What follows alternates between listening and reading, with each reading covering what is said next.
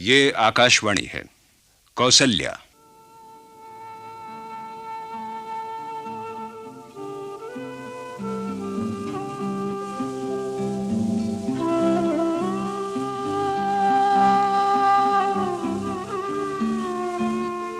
आज प्रस्तुत है श्री पोलप्रगड़ सत्यनारायण मूर्ति के तेलुगु उपन्यास कौसल्या का हिंदी रेडियो नाट्य रूपांतर। रेडियो रूपांतरकार हैं श्री प्रशांत पांडे। लीजिए सुनिए नाटक कौसल्या।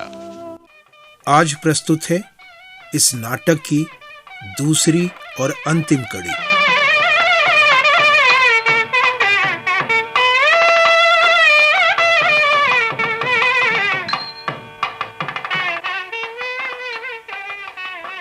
अरे बेटी विशाला, विशाला कहाँ हो तुम? पालकी में बिछाने के लिए धुला वस्त्र चाहिए। अभी लाती हूँ चाचा जी। आनंद, जानते हो तुम्हारे ससुर बहुत गरीब हैं। तो क्या हुआ? लड़की भी बहुत सुंदर नहीं है। सुंदरता में क्या रखा है दीदी, शिक्षा और संस्कार होने चाहिए। वे भी शून्य है। क्या? लड़की केवल 5वीं तक पढ़ी हुई है। सच?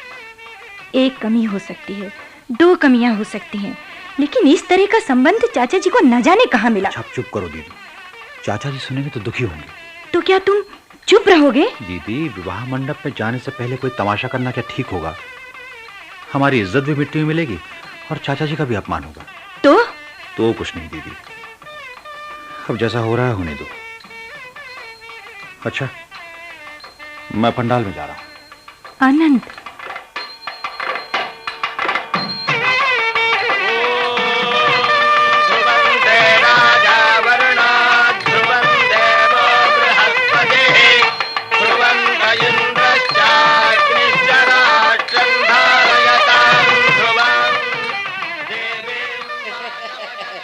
बधाई हो वेंकट रामैया जी, बधाई हो। धन्यवाद। आखिर हमारे गांव का संबंध आपको स्वीकार करना ही पड़ा। माधवराव जी, विधाता को जो मंजूर था वही हुआ।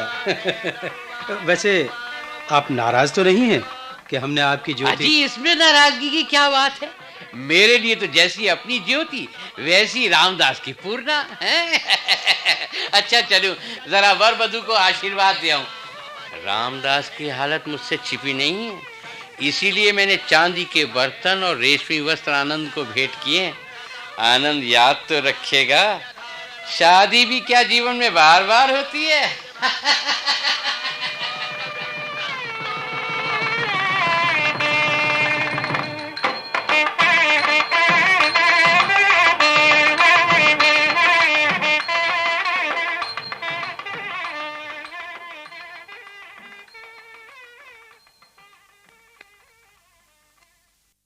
दीदी, देख ली ना वेंकट चाचा की पसंद की शादी। अब भी तुम लोगों की आंखें नहीं खुलती तो मैं क्या कर सकता हूँ? हाँ मुकुंद, तू शुरू से ही ठीक कहता था।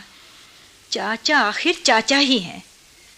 शादी से पहले ही कह दिया था, दहेज वहेज कुछ नहीं चाहिए हमें। ना सही दहेज, मगर मेरे ससुर भेंट में तो कुछ दे सकते थे। उनसे तो माधवराव जी अच्छे निकले। उन्होंने उपहार में मुझे चांदी के बर्तन और रेशमी वस्त्र तो दिए। मुझे और जानकी को अपने बंगले पर ले जाकर हमारी आव भगत की। अपनी लड़की ज्योति से हमें मिलवाया। इतनी अच्छी लड़की, जानकी और ज्योति की दोस्ती हो गई है। और कुछ सुनेगा आनंद? सुन, चाचा जी ने पहले तेरे लिए यही लड़की ज्योति देखी थी, उसे अस्वीकार कर यह अनपढ़ गरीब लड़की अन्नपूर्णा चुनी है उन्होंने तेरे लिए। अपनी गृहस्थी का तो सत्यानाश किया ही था, अब तेरी गृहस्थी भी मिट्टी में मिला दी। ये चाचा जी हमसे किस जन्म का बैर निकाल रहे हैं? अरे हॉल में से मेरी आराम कुर्सी को किसने हटाया है? अच्छा चुप करो, चाचा जी इधर ही आ रहे हैं। भाई, हॉल में से मेरी आराम कुर्सी किसने हटाई है? अरे मैं तुम्ही लोगों से पूछ रहा हूं, जवाब क्यों नहीं देते? मैंने हटाई है। कोई बात नहीं मुकुंद, मेरे लिए एक दूसरी कुर्सी हॉल में डाल दो। तुम सुनते नहीं हो मुकुंद, मैंने तुमसे दूसरी कुर्सी रखने के लिए कहा है। क्या बात है, आनंद के विवाह के बाद से तुम लोगों का व्यवहार कुछ विचित्र ही हो गया है। अरे कोई चीज चुभ रही है तो दिल खोलकर बात क्यों नहीं करते? इस तरह मुंह फुलाए क्यों बैठे हो? ये क्या ढंग है घर में रहने का? हम किसी और ढंग से रहना नहीं जानते, इसीलिए। ये कैसा उल्टा जवाब है मेरी बात का? बड़े हो गए आज, इसलिए। आपके रहते मुकुंद बड़ा कैसे होगा चाचा जी? अगर ये बड़ा बनने की कोशिश करेगा भी तो क्या आप इसे बड़ा बनने देंगे? बेटी, तुम भी ऐसी बातें करती हो? इतनी समझदार हो? नहीं चाचा जी, मैं समझदार कहाँ। समझदारी तो इस घर में केवल आपको मिली है। नाना जी, मैंने आपके लिए इतनी बढ़िया कॉफी बनाई है कि।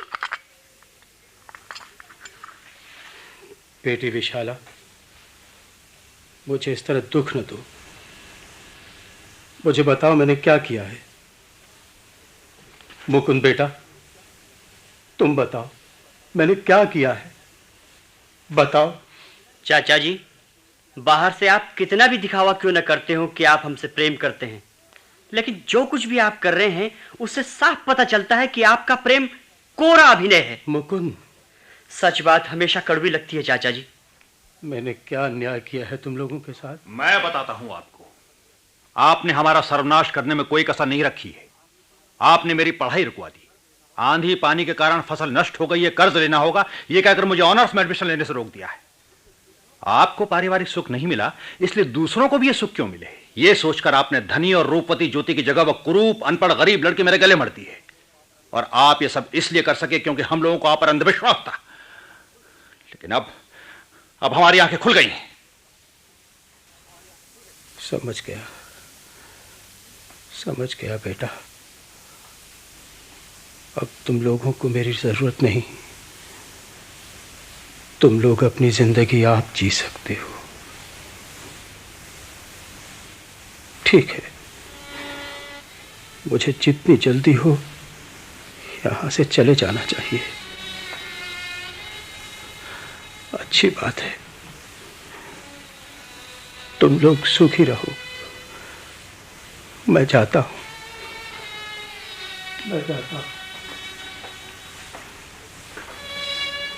मेरे जूते नहीं मिल रहे हैं। कोई बात नहीं, बिना जूतों के ही सही। अच्छा विशाला, सुखी रहो बेटी। नाना जी मत जाइए, नाना जी मत जाइए। आप चले ना जाए इसलिए मैंने आपके जूते छुपाए हैं। मैंने छुपाए। नाना जी मत जाइए, मत जाइए नाना जी, मत जाइए, मत जाइए नाना जी, मत जाइए नाना जी, मत जाइए।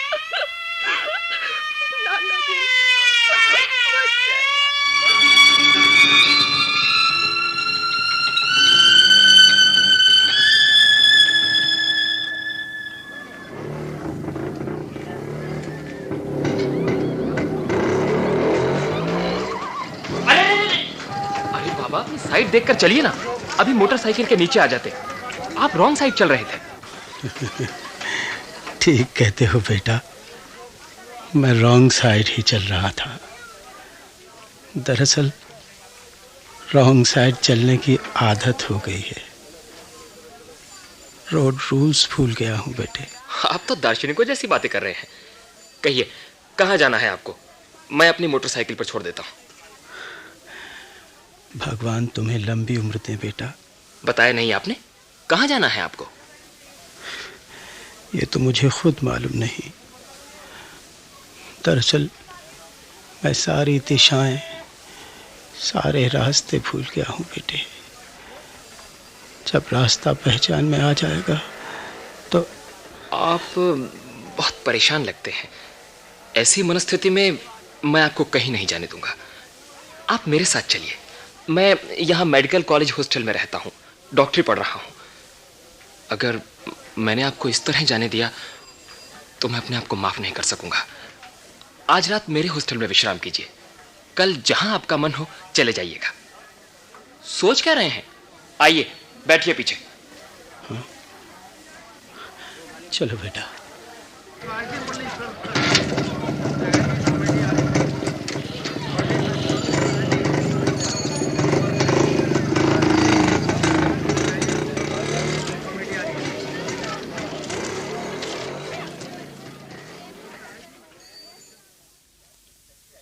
कहिए, रात को नींद अच्छी आई ना? हाँ बेटा। अब बताइए, आप कहाँ के हैं? क्या आपके परिवार में कोई नहीं है? आप इस प्रकार क्यों चले आए हैं? बेटे, मेरे सामने केवल वर्तमान है। मेरा पिछला इतिहास मत पूछो, उससे कोई लाभ नहीं। मुझे माफ कीजिए, मैं आपको कष्ट नहीं पहुंचाऊंगा, मगर आपका नाम तो जान सकता हूं? वो भी नहीं जी। नाम से व्यक्ति सीमित हो जाता है। बस इतना जानना काफी है कि मैं एक मनुष्य हूं, जैसे तुम एक अच्छे सहृदय नवयुवक हो। ठीक, आपकी बात मुझे ठीक लगती है। अच्छा, ये तो बताइए कि आपका आगे का क्या कार्यक्रम है? देखो बेटा, मुझे सरकार ने कभी सर्पवरम में 5 एकड़ बंजर भूमि दी थी।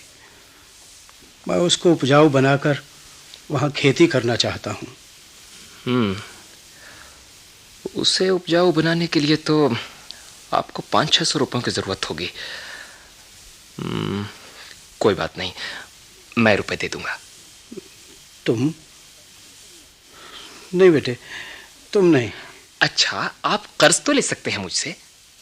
कर्ज? ये ठीक है, कर्ज के रूप में ले लूंगा। जी।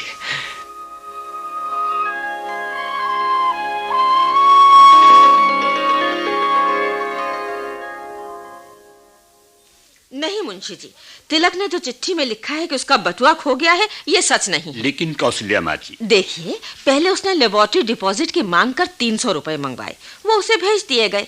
ठीक 4 दिन बाद वो लिख रहा है कि किसी ने उसका बटुआ उड़ा लिया और उसे 200 रुपए और भेज दिए जाएं। यानी इस महीने उसने 500 रुपए ज्यादा की मांग की है। मुझे तो लगता है कि तिलक पैसे के संबंध में सावधानी नहीं बरत रहा है। माँ जी, मेरी मानिए तो ये 200 रुपए तो भिजवा ही दीजिए उन्हें। साथ में एक चिट्ठी भी लिख दीजिएगा कि हाथ रोक कर खर्च करें। अच्छा, फिर ऐसा ही कीजिए। बेटी, क्या है शेषम्मा चाची? ये तार आया है, देखना मुंशी जी। जी बहुत अच्छा है, काकीनाडा से आया है, तिलक भैया का है। देखो क्या लिखा है, stood second in inter college elocution competition, Tilak. अंतर कॉलेज वाद विवाद प्रतियोगिता में दूसरा पुरस्कार मिला है। लेकिन पहला इनाम क्यों नहीं मिला? उसे पहला इनाम मिलना चाहिए था।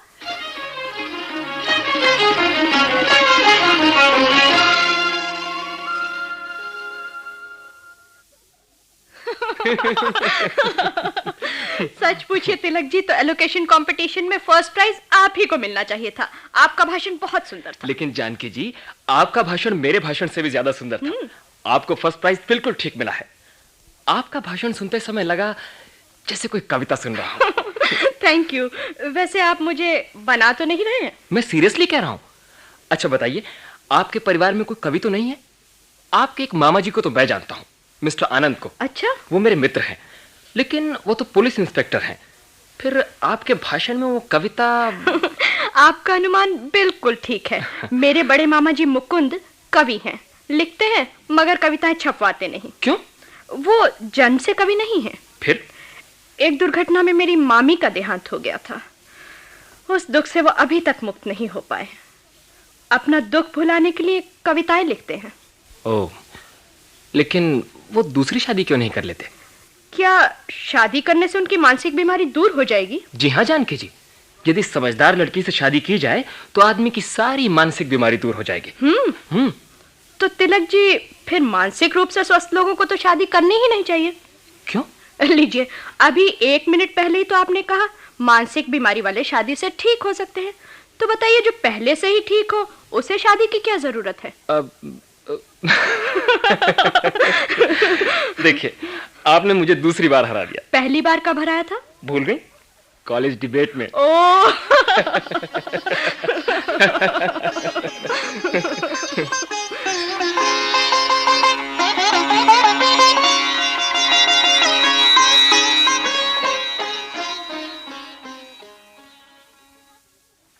वो कौन था जिसके साथ तुम इस तरह हंस रही थी? बोलो। तिलक क्या करता है? यहाँ मेडिकल कॉलेज में पढ़ रहे हैं। उसके साथ तुम्हारी दोस्ती कैसे हुई? उन्हें डिबेट में 2nd प्राइज मिला है माँ। अच्छा, इसलिए उसके साथ हंसी ठट्टा करना जरूरी है। क्यों बोलती क्यों नहीं? क्या पूछताछ हो रही है दीदी? हमारी जानकी कथा नायिका बन गई है। किसी तिलक नाम के लड़के के साथ हंसी मजाक हो रहा था। तिलक से? वो जो मेडिकल कॉलेज? हाँ, कहती तो यही है। ओह, समझा। अच्छा जानकी, तुम अंदर जाओ। दीदी घबराओ मत, मैं तिलक को जानता हूं, बहुत अच्छा लड़का है। अगर जानकी और तिलक एक दूसरे को पसंद करते हो तो ये रिश्ता बहुत अच्छा रहेगा। तुम मुझ पर छोड़ दो, मैं देख लूंगा। क्या देखोगे? क्या सिर्फ अच्छा लड़का होना ही काफी होता है? क्या उसका कुल, गोत्र, वंश, परिवार की प्रतिष्ठा, इस सब को देखने की कोई जरूरत नहीं? दीदी मैंने कहा ना, ये जिम्मेदारी मुझ पर छोड़ दो। ठीक है।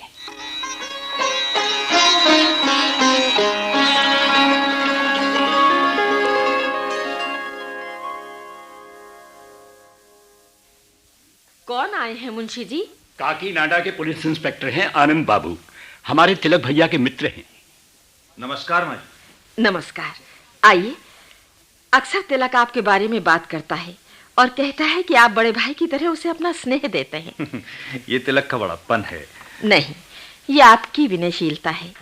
मुंशी जी, शेषम्मा चाची से कहो आपके लिए नाश्ता लाए।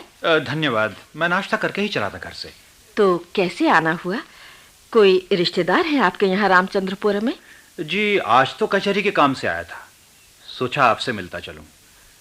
वैसे मेरी चाची भी इसी शहर में रहती हैं। कहाँ? जी तो ठीक से याद नहीं। एक बात बताऊं, आज के जमाने में रिश्तेदारों के बजाय दोस्त लाख गुना अच्छे होते हैं। आप ठीक कह रही हैं। मैं अनुभव से कह रही हूँ। रिश्तेदार स्वार्थी होते हैं, अपना सुख देखते हैं, आपको नष्ट कर देते हैं। बिल्कुल ठीक कहती हैं आप। हमारे भी एक संबंधी थे, बिल्कुल सगे। हमने उन पर विश्वास कर सब कुछ उन्हें सौंप दिया, उन्होंने ही हमें धोखा दिया। कहती हूँ ना, जमाना ही ऐसा है। रिश्तेदार तो दूर, आजकल तो सगा बाप भी स्वार्थी हो जाता है। हो सकता है। हो सकता नहीं, ऐसा हुआ है। क्या आप इस बात पर विश्वास करेंगे कि आप रुक क्यों गई? कहिए। कि तिलक ने आज तक अपने पिता को नहीं देखा है। सच? एक शब्द झूठ नहीं। अच्छा, आप तो तिलक के मित्र हैं और पुलिस में हैं। तिलक ने आपको बताया तो है। आप मेरी एक मदद कर सकते हैं। आज्ञा दीजिए। आप तिलक के पिता और तिलक के रिश्तेदारों से मेरे तिलक की रक्षा कीजिए। तिलक बड़ा हो गया है, मुझसे दूर रहता है। हो सकता है वे किसी तरह तिलक के पास पहुंच जाएं और उल्टी सीधी बातें कहकर उसके मन में मेरे लिए दुराव पैदा कर दें। मैं नहीं चाहती कि उस पर उनकी छाया तक पड़े। आपको तिलक की रक्षा करनी होगी। आप निश्चिंत रहें, मेरे रहते तिलक सुरक्षित है। लेकिन क्या? लेकिन उसके पिताजी का नाम पता जाने बिना मैं उसकी रक्षा कैसे कर सकता हूँ? ये तो मैं भूल ही गई। ठहरिए, मैं उनकी फोटो लेकर आती हूँ। सब कुछ रहस्यपूर्ण है। विशाला दीदी ठीक कहती थी, लड़के का अच्छा होना ही काफी नहीं, उसका कुल, वंश, परिवार सब कुछ देखना चाहिए। ये है तिलक के पिता का फोटो, 20 वर्ष पुराना है, तिलक के जन्म से पहले का। देखिए। ये तो क्या हुआ? जी कुछ नहीं, मुझे ऐसा भ्रम हुआ जैसे मैंने इन्हें कहीं देखा है। खैर, आप चिंता न कीजिए, ये फोटो रखिए। अच्छा, मैं चलूंगा। मेरी बात भूल ना जाइएगा, तिलक को मैं आपके हाथों सौंप रही हूँ। तिलक सुरक्षित रहेगा। अच्छा, नमस्कार। नमस्कार।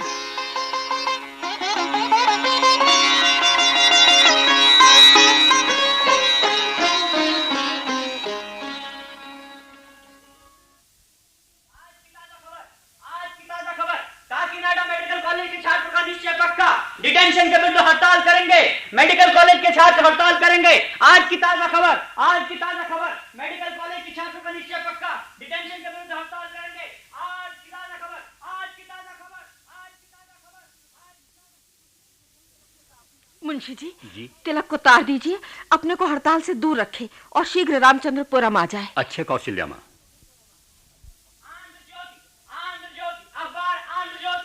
सनसनीपूर्ण खबर, मेडिकल कॉलेज का विद्यार्थी तिलक रेलवे स्टेशन के पास डायनामाइट रखते पकड़ा गया। तिलक गिरफ्तार, तिलक गिरफ्तार। पूरी खबर आज की आंध्र ज्योति में। आंध्र ज्योति पढ़िए, आज की आंध्र ज्योति। तिलक गिरफ्तार, तिलक गिरफ्तार।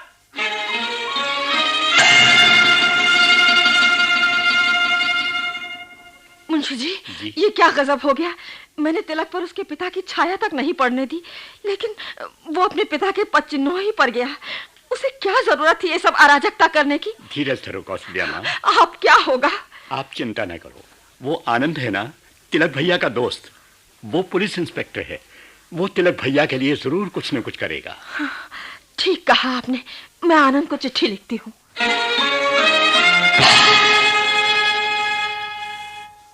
माँ, देखो माँ, आनंद मामा ने जानबूझकर तिलक को गिरफ्तार किया है। क्या कह रही हो जानकी? तिलक तो आनंद का दोस्त है। कुछ ही दिन पहले तो वह तिलक की माँ से मिलकर आया है। माँ, मुझे ज्योति ने कॉलेज में सब कुछ बता दिया। तिलक निर्दोष है, मामा ने उसे फंसाया है।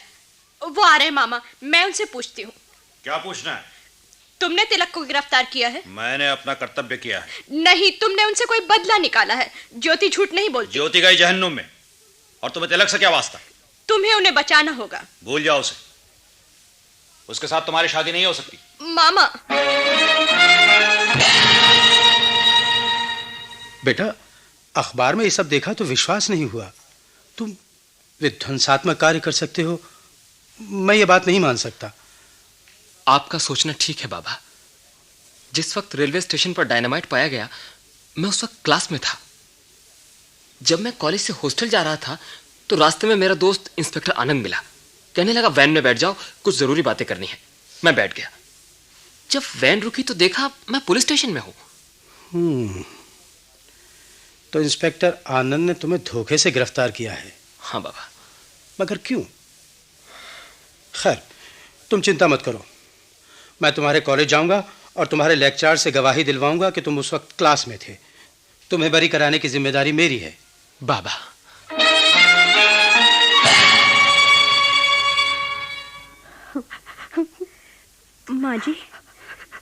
माँ जी, आप चिंता न कीजिए, तिलक जरूर छूट जाएंगे। वो निर्दोष हैं, आप धीरज रखिए। धीरज नहीं है बेटी, इसीलिए अदालत नहीं गई। अपने तिलक को मैं कटघरे में नहीं देख सकती। नहीं। माँ जी, झूठ ज्यादा देर नहीं टिकता, सच्चाई प्रकट होकर रहेगी। माँ, बेटा, माँ मैं बरी हो गया, छोटा मुकदमा खारिज हो गया। मेरा तिलक। देखा माँ, आखिर सत्य की ही विजय हुई ना। हाँ जानकी, लेकिन बाबा की कोशिशों से हुई। उनके अनुरोध करने पर हमारे लेक्चरर अदालत आए और मेरे पक्ष में गवाही दी, तब जाकर मुझे मुक्ति मिली। बेटा, कौन है वो महात्मा जिन्होंने तुम्हारा ऐसा उपकार किया है? चलो बेटा, उन्हें प्रणाम कराए। वो सर्पवरम में रहते हैं माँ। अखबार में मेरे बारे में पढ़कर मुझे छुड़ाने के लिए यहाँ आए थे। अच्छा। कल मद्रास में सर्वोदय सम्मेलन है, वहाँ चले गए हैं। 2-3 दिन में लौट आएंगे, तब सर्पवरम जाकर उनसे भेंट हो पाएगी। अच्छी बात है, तब तक मैं रामचंद्रपुरम हो आऊंगी। अरे तिलक, ये लड़की कौन है? सुबह से मुझे साहस बंधा रही है। ये जानकी है। मैं इसका नाम नहीं पूछती, ये लड़की है कौन? माँ, यदि इसका सारा विवरण तुम्हें दे दिया तो इसके लिए तुम्हारे मन में जो भावना है वो जाती रहेगी। ऐसा हरगिज नहीं होगा। तो सुनिए, मेरे जिस दोस्त ने विश्वासघात किया, ये उसी इंस्पेक्टर आनंद की भांजी है। कोई हर्ज नहीं, अच्छाई व्यक्तिगत होती है, पारिवारिक या परंपरागत नहीं। तो जानकी आपको पसंद आई? हाँ हाँ, अरे ये तो बहुत अच्छी लड़की है। तो इसे रामचंद्रपुरम ले चलें? ऐसे नहीं तिलक, इसके घर वालों की अनुमति लेकर इसे ले जाएंगे। क्यों जानकी? सुनिए, जिन सज्जन पुरुष ने आपको छुड़ाया है, उनका नाम क्या है? नाम तो उन्होंने आज तक बताया ही नहीं। मैं तो उन्हें बाबा कहता हूँ। क्या कचहरी में आनंद मामा ने उन्हें देखा था? हाँ हाँ, बाबा ने आनंद से बात करने की कोशिश की थी, मगर आनंद ने मुंह फेर लिया। तो फिर वो मेरे नाना जी ही हैं। क्या? हमारे ऊपर उन्होंने क्या कम उपकार किए हैं? मगर हमारे इन्हीं मामाओं ने एक दिन उनका इतना अपमान किया कि वो नंगे पांव ही घर से निकल गए थे। हाँ, जब बाबा का मेरी मोटरसाइकिल से एक्सीडेंट हुआ था तो वो नंगे पांव ही थे और बहुत परेशान थे। कह रहे थे कि उन्हें कुछ नहीं मालूम कि उन्हें कहाँ जाना है। अगले दिन उन्होंने निश्चय किया था कि वो सर्ववरम जाएंगे। हाँ हाँ, सरकार ने नाना जी को सर्ववरम में 5 एकड़ बंजर जमीन दी थी। ठीक, वो तुम्हारे नाना जी ही हैं। माँ। हाँ? माँ, मैंने तुमसे झूठ बोलकर 500 रुपए मंगाए थे। वो मैंने बाबा को ही कर्ज दिए थे, उस बंजर जमीन को उपजाऊ बनाने के लिए। बेटी, तुम्हारे नाना जी का नाम क्या है? श्री वेंकट रामैया। और तुम्हारे गांव का नाम? पुल्लेटी कुर्रू। तिलक, एक काम करेगा बेटा, मुझे शीघ्र सर्पवरम ले चल। लेकिन माँ, बाबा तो सम्मेलन से 2-3 दिन बाद ही लौटेंगे। कुछ भी हो बेटा, हमें उनके लौटने से पहले ही सर्पवरम पहुंचना होगा। बात क्या है माँ? सब बात मैं बताऊंगी बेटा।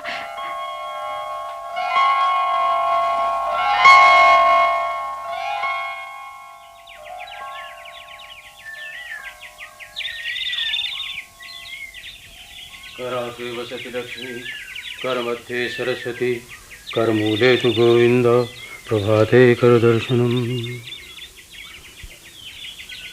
अरे, कांसे के लोटे में पानी और दातुन, मेज पर गर्म कॉफी, सामने गर्म और ठंडे पानी की बाल्टियां, तौलिया, साबुन। वर्षों बाद आज ऐसा ये सब कैसे? अरे बेटा तिलक। जी बाबा। बेटा ये सब क्या है? तुमने तो बहुत पुरानी स्मृति जगा दी। बाबा, तुम्हें कैसे पता चला कि वर्षों पहले जब मैं ससुराल जाता था या मेरी पत्नी घर आती थी तो सुबह उठते ही मुझे सब कुछ इसी तरह तैयार मिलता था? अरे, ये सामने रंगोली भी सजाई है। नहीं, ये तुम्हारा काम नहीं है। किसी सुघड़ स्त्री का हाथ लगा है इस काम में। नाना जी। अरे जानकी, नाना जी, तू यहाँ? नाना जी माँ भी आई है। कौन? विशाला कहाँ है? चाचा जी। विशाला। चाचा जी, हमें माफ कर दीजिए, हमने आपके मन को दुखाया है। अरे बेटी, भूल जाओ उन बातों को।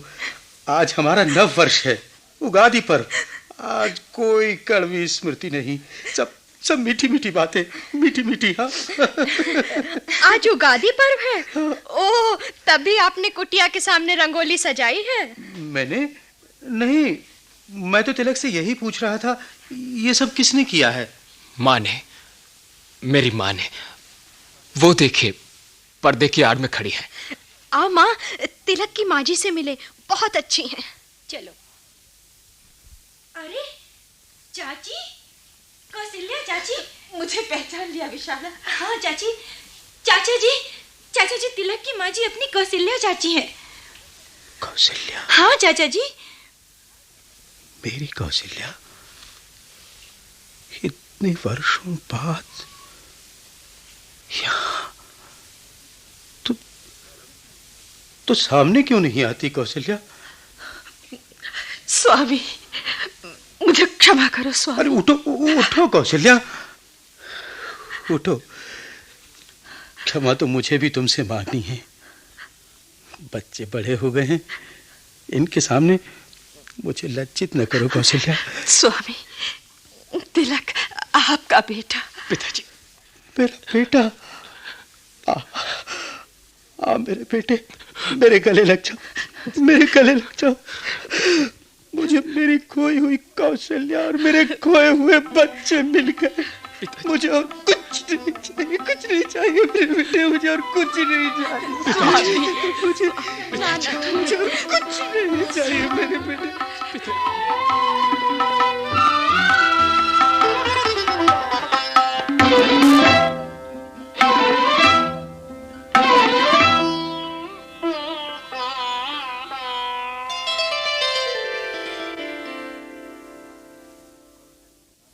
कौशल्या।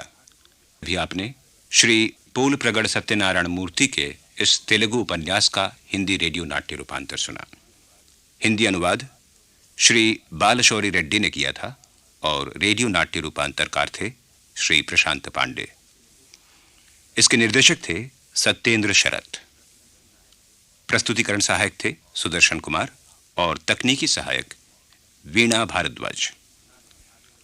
नाटक में भाग लेने वाले कलाकार थे जयमिनी कुमार वीरेंद्र, विश्व Mohan Badola, R.H. Chishti, Neeraj Sharma, B.N. Raizada, B.L. Tandon, Gurjeet Kaur, कुसुम मिश्रा, मंजू रायजादा, रानी टंडन, कान्हा पंत, रामावतार शर्मा और राजकुमारी प्रसाद। ये नाटक केंद्रीय नाटक एकांश द्वारा आकाशवाणी के दिल्ली केंद्र पर तैयार किया गया।